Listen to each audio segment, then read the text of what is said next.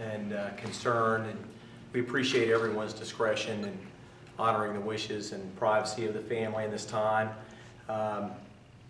You know, John was a great young man.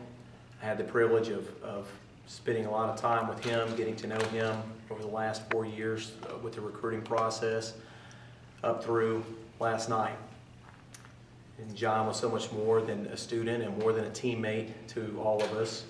He was someone that was almost larger than life with his personality, his perseverance of an athlete, the focus and determination that he has an athlete, but outside of the pool, volunteering time, to being a big brother, to with the Big Brothers and Big Sisters organization, volunteering time with church organizations and other service organizations. And John meant a lot and to all of us. So this is a very deeply emotional time for all of us. There's no way to express to John's family and friends what this means for each of us as we go through this. But I truly know that John's one of those people that had a much larger impact on those around him, and we can only hope to carry that out ourselves as we go throughout our lives to have that much of an impact on others.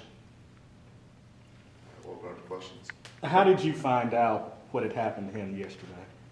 Well, I think probably like, you know, our team, we kind of communicate. We were communicating last night throughout the storm, making sure that everyone was in a safe place. And early this morning, I became aware that John had been injured, and so you know, through the team, through team communications, so I found out. Can you describe what's going on with the team right now to lose a teammate in that particular way? We're all very much in the grieving process in one stage or another. So, you know, and we have, it's already a very busy time, this being, you know, finals week. There's another line of storms coming in later today. So we already kind of had things on our mind, and this is certainly a perspective changer for us. But the team right now, as they're managing the best they can, the athletic department, medical staff here providing support with grief counselors and so forth, has been outstanding, and we're doing everything we can for these young people.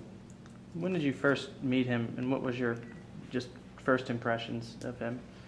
I met John, you know, his senior year in high school. It was in September when I first met him in person in the recruiting process. He came on an official visit here.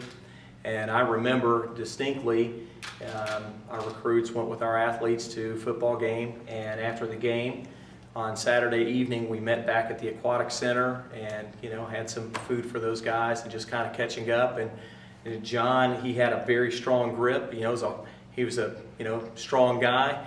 And I remember John coming up and shaking my hand and telling me how great it was here and that he wanted to be a member of the Crimson Tide family. So I'll always remember, you know, John for the big smile, the big heart, and the big handshake.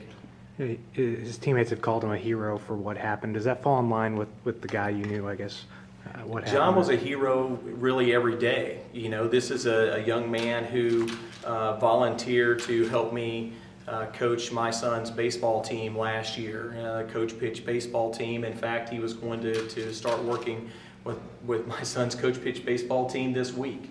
So, you know, he was always quick to say, oh yeah, I'll help you, you know, move this, or I can help out with that to any teammate. He was just that kind of guy.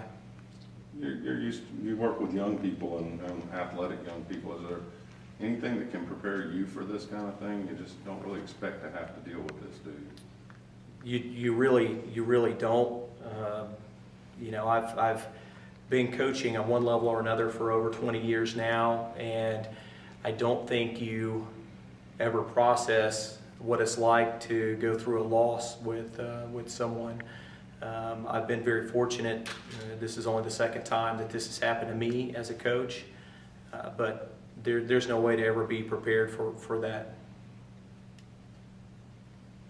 Anything else?